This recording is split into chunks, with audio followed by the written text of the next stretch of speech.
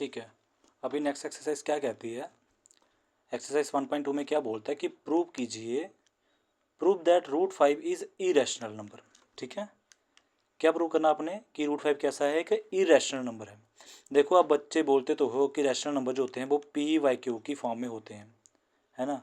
इसका मतलब क्या, जैसे जैसे मैं लिख सकता हूँ उसको 10/2, क्योंकि ये क्या है, 2 × 2 5 क्या आ जाएगा, 10 हो जाएगा।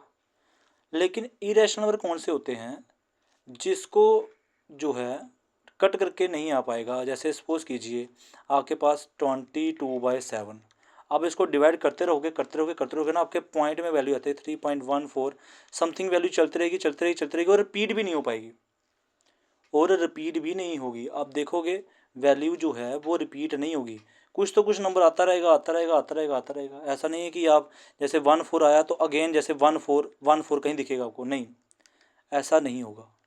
तो ऐसा नहीं होता है ना, वैल्यू चलती रहती है। जैसे कोई भी नंबर आ गया 2.712 1 8 9 7 2 4 1 5 6, ऐसे कुछ नंबर देखो, कोई रिपीटेशन दिख रही है आपको, रिपीटेशन तो दिख नहीं रही है, कोई भी रिपीट तो नंबर हो नहीं रहा है दोबारा से। तो अगर नंबर नहीं रिपीट होता है ना, तो वो नंबर जो होते हैं वो होते हैं इरेशनल नंबर। कौन से नंबर होते हैं, इरेशनल नंबर होते हैं। ठीक है, ओके। तो हमें इसको प्रूव करना है कि ये जो है रूट 5 इरेशनल नंबर है, मतलब इसकी जो वैल्यू आएगी वो रिपीट नहीं हो पाएगी, डेसिमल के बाद जो पॉइंट होंगे वो रिपीट नहीं होंगे। ठीक है, ओके। इसको हम प्रूव जो करने वाले हैं वो एक तरीका है, उस तरीके को हम समझेंगे और उसी को उसके चलते ही हम क्या करेंगे, बाकियों को भी सॉल्व कर सकते हैं। जैसे रूट 2 को सॉल्व कर सकते हैं, रूट 3 को सॉल्व कर सकते हैं, रूट 7 को सॉल्व कर सकते हैं। मतलब कि किसी को भी हम सॉल्व कर पाएंगे अगर हम इसको समझ लें तो।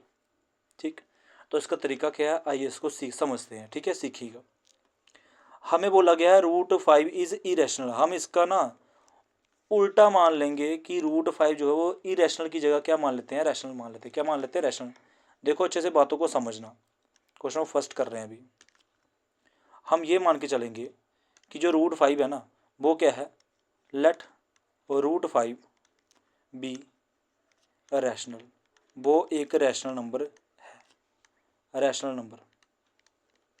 Root 5 be rational number. ठीक है, आप अगर ये रैशनल नंबर है तो आप क्या बोल सकते हो कि रूट 5 जो होगा वो किस फॉर्म में होता होगा, पी वाई क्यू की फॉर्म में होता होगा। यही तो मीनिंग है ना रैशनल नंबर का, कि पी वाई क्यू की फॉर्म में होता है।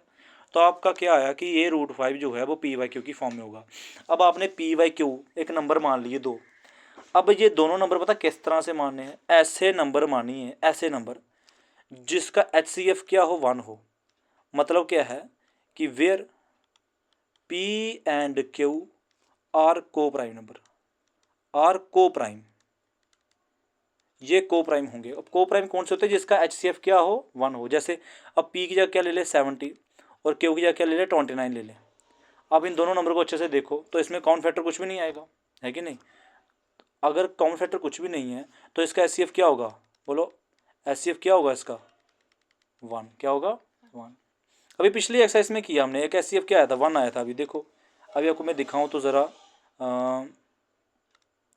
यहाँ पे देखा आपने, पता कौन से नंबर, जैसे ये नंबर थे, है ना, 1.1 में 17 23 29, इसमें जो नंबर आया था एच सी एफ आया था वो कितना आया था, 1 आया था कि नहीं आया था, है ना, कितना आया था, 1 आया था ना। तो ऐसे ही नंबर लेने हैं आपने उस जगह पे, पी और क्यू की फॉर्म में जो नंबर लेने हैं वो यही नंबर लेने हैं। ठीक है, तो बस ये आपकी बताना है कि आपको जो है एच सी एफ क्या होगा, 1 होगा। बाकी जिसका कोई और काउंट फैक्टर नहीं होगा, सिर्फ किसके अलावा, 1 के अलावा। लेकिन हम क्या करेंगे, हम इसका उल्टा प्रूव कर देंगे। अब देखोगे कि 1 के अलावा भी कोई एक नंबर आएगा जो इसको डिवाइड करता होगा, अगर वो आएगा ना तो हम क्या करेंगे, कॉन्ट्राडिक्शन से इसको सॉल्व कर देंगे। अब देखिए क्या कर रहे हैं आप, नेक्स्ट स्टेप में क्या करोगे, पी क्यू को यहाँ पे देखो, मैं आपके लिए यहाँ पे साइड पे, आप बस ऐसे कॉपी पे नोट्स बना लेना कि कोप्राइम कौन से होते हैं, ऐसे एस सी एफ जिसका क्या हो, 1 होता है। क्या होता है, 1 होता है। ठीक है, अब क्यू को यहाँ पे गुणा कर दीजिए तो पी किसके को हो जाएगा, पी क्या हो जाएगा, बोलो, रूट 5 इंटू क्यू हो जाएगा कि नहीं हो जाएगा। अगर आप दोनों तरफ स्क्वेयरिंग कर दीजिए तो आप क्या करोगे, लिखोगे स्क्वेयरिंग बोथ साइड। देखो मैं स्क्वेयरिंग तो कर सकता हूँ ना, कुछ भी कर सकता हूँ, स्क्वेयरिंग बोथ साइड कर देंगे अगर, तो वी गेट, आपको क्या मिलने वाला है, पी का स्क्वेयर, यहाँ पे क्या होगा, रूट 5 क्यू का होल स्क्वायर, दोनों तरफ स्क्वायर लगेगा, पी की जगह स्क्वायर लगेगा और इस साइड भी स्क्वायर लगेगा। पी का स्क्वायर क्या होता है, पी स्क्वायर होता है, क्या होता है, पी स्क्वायर।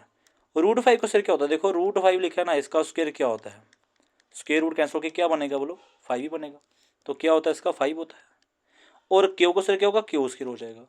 ठीक है, आप देख रहे हो कि पी एक ऐसा नंबर है, ध्यान से देखो बात को, कि पी स्क्वायर एक ऐसा नंबर है जिसमें क्या हो रहा है कि 5 मल्टीप्लाई क्यू स्क्वायर हो, देखो 5 मल्टीप्लाई क्या आ रहा है, क्यू स्क्वायर आ रहा है, तो पी स्क्वायर आ रहा है। तो इस 5 को नीचे क्या कर सकते हैं, डिवाइड कर सकते हैं कि नहीं कर सकते हैं, है ना। तो 5 डिवाइड किसको कर सकता है, पी को। भाई इधर क्या बचेगा, क्यों स्क्वायर, कुछ तो नंबर बचेगा ना पीछे। तो 5 नीचे क्या कर सकता है, इसको डिवाइड कर सकता है कि नहीं कर सकता है। तो आप यहाँ पे एक सीधी सी एक लाइन बोलोगे कि यहाँ पे जो ये चीज़ आई है कि नहीं, आप बोलोगे यहाँ पे कि 5 जो है वो डिवाइड करता है किसको, पी स्क्वायर को, किसको, 5 डिवाइड किसको, पी स्क्वायर को, इसको डिवाइड कर देता है। अगर 5 डिवाइड पी स्क्वायर को करता है ना, तो 5 डिवाइड पी को भी करता होगा। ठीक है, अब यहाँ पे लिखोगे कि 5 जो है वो डिवाइड करता होगा किसको, पी को भी करता होगा। ठीक है बात का, अगर 5 पी को भी डिवाइड कर रहा है तो आपने यहाँ पे इस इक्वेशन को फर्स्ट मान लेना है। क्या मान लेना है, इक्वेशन फर्स्ट। आपने यहाँ पे अच्छे से समझते आना है, अगर कुछ समझ नहीं आएगा, मैं हर बात बोल रहा हूँ, बार बार रिपीट कर रहा हूँ, आप इसको वीडियो को रिवर्स करके, मतलब कि रिवर्स पीछे करके थोड़ा सा आप समझ सकते हो कि मैं क्या बोलना चाहता हूँ। ठीक है, अब 5 डिवाइड पी स्क्वायर, तो अगर 5 डिवाइड पी स्क्वायर करता है तो 5 डिवाइड पी को भी करता होगा। ठीक है, अब पी की जगह कुछ नंबर जैसे 5 मान लीजिए, तो 5 का स्क्वायर क्या हो जाएगा, 25 के नीचे अगर 5 लिखेंगे तो क्या बन जाएगा, 5 बन गया कि नहीं। तो 5 क्या किसको डिवाइड कर रहा है, इस 5 को डिवाइड कर रहा है ना। ओके, अब बात ठीक है, यहाँ तक समझ गए बात। अब ये अब क्या करोगे, अब यहाँ पे ये मानिए है, लेट एक और नंबर मानते हैं कि जैसे ये पी है ना, अब पी की जगह क्या मान लेंगे यहाँ पे कि पी जो है वो था किसके इक्वल होगा, 3 नहीं, यहाँ पे आएगा 5 अभी, क्योंकि 5 है ना, 3 नहीं 5 है। 5 इंटू कोई एक नंबर और मान लेते हैं, जैसे आपने मान लिया पी क्यू, जैसे आपने मान लिया आर, क्या मान लिया, आर। तो P equal to 5 into R, अब ये भी लिख सकते हो उसको। अगर आप ध्यान से देखो तो 5 क्या होगा, बताओ 5 फिर से क्या नीचे डिवाइड होगा, P के नीचे डिवाइड होगा कि नहीं होगा, है कि नहीं। तो आप क्या कर सकते हो, इसको स्क्वायर फॉर्म में बनाओगे। पहले क्या लिखोगे, स्क्वेयरिंग बोथ साइड। जब लिखोगे स्क्वेयरिंग बोथ साइड तो अब यहाँ पे क्या बनेगा, आप यहाँ पे लिखोगे कि P का square equals to 5 into R का स्क्वायर। बताओ इसको सॉल्व करके क्या आएगा कि पी स्क्वायर की जगह क्या लिख सकते हो, बताओ 5 का स्क्वायर कितना होता है 25, आर का स्क्वायर क्या होता है आर स्क्वायर होता है। ठीक है, अब आपने यहाँ पे अगर ध्यान से देखो तो पी स्क्वायर की वैल्यू कितनी आई है 25 आर स्क्वायर आई है। इसको बस वैल्यू पुट कर दो इस इक्वेशन में। ठीक है, जब आप इस इक्वेशन में पुट करोगे ना तो पता क्या होगा इस इक्वेशन में, तो बनेगा पी स्क्वायर की जगह पे क्या लिखोगे 25 आर स्क्वायर, क्या लिखोगे 25 आर का स्क्वायर इक्वल्स टू साथ में क्या लिखोगे 5 क्यू का स्क्वायर। लिख दी कि नहीं लिख दिया आपने, ये अब यहाँ पे सब्स्टिट्यूट करके ये वैल्यू निकाल ली। देखो पी स्क्वायर की है ना, इस पी स्क्वायर की जगह पे आपने क्या निकाला 25 आर स्क्वायर, बस मैं वही पुट कर रहा हूँ इस पी स्क्वायर की जगह पे। जब मैंने पुट किया 25 आर स्क्वायर, आगे क्या था 5 क्यू स्क्वायर। अब 5 नीचे क्या होगा डिवाइड हो जाएगा, तो 25 आर स्क्वायर डिवाइड में क्या आएगा 5 आएगा, is equal to Q square आएगा। और 5 से फिर कट जाएगा तो क्या आएगा 5 R square is equal to Q square आ गया। यहाँ पे बस मैथमेटिकली क्या करते हैं ना, इसको सॉल्व करते जाएंगे। अब मुझे बताइए अब क्या देखा आपने, देखो पहले देखा था कि पी के जो है वो 5 इंटू क्यू स्क्वायर आ रहा है।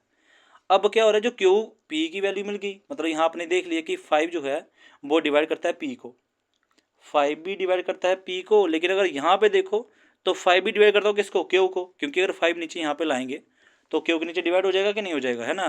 तो अब यहाँ पे ये बोल सकते हो कि 5 जो है 5 अब डिवाइड करता है किसको करता है, जैसे यहाँ पे पी स्क्वायर को किया था ना 5 ने डिवाइड, अब यहाँ पे किसको कर रहा है बताओ, किसको कर रहा है क्यू को, तो क्या लिखोगे क्यू स्क्वायर को लिखोगे। 5 डिवाइड क्यू स्क्वायर, अगर 5 डिवाइड क्यू स्क्वायर है तो 5 डिवाइड क्यू को तो भी करता होगा ना, 5 डिवाइड क्या करता होगा क्यू को भी करता होगा। मैंने भी बताया अगर क्यू स्क्वायर को करता है तो क्यू को भी करता है। ठीक है, अगर 5 डिवाइड पी को भी करता है 5 डिवाइड क्यू को भी करता है, तो इसका मतलब क्या हो गया, इसका मतलब हो गया है कि एक से ज़्यादा फैक्टर आ रहे हैं।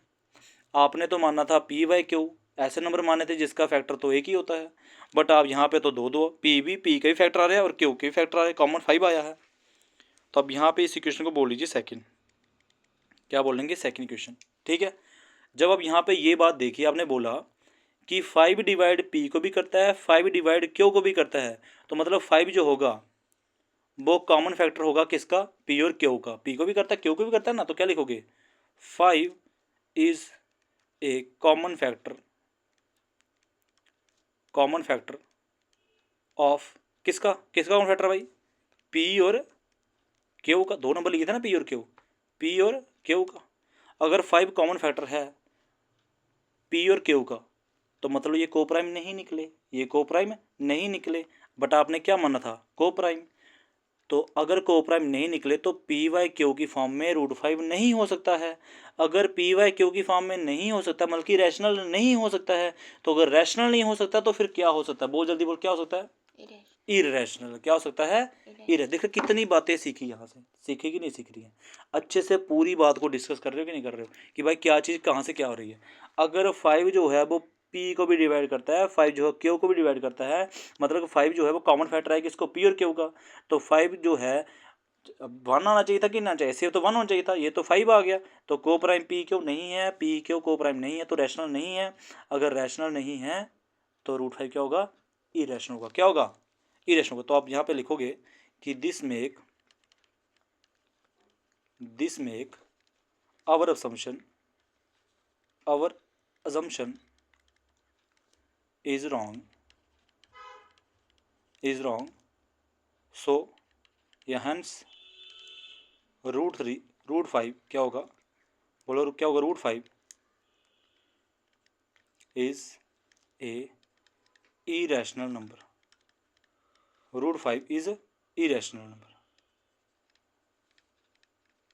ठीक है बात करें, ठीक है, आया, समझ आया कि नहीं आया।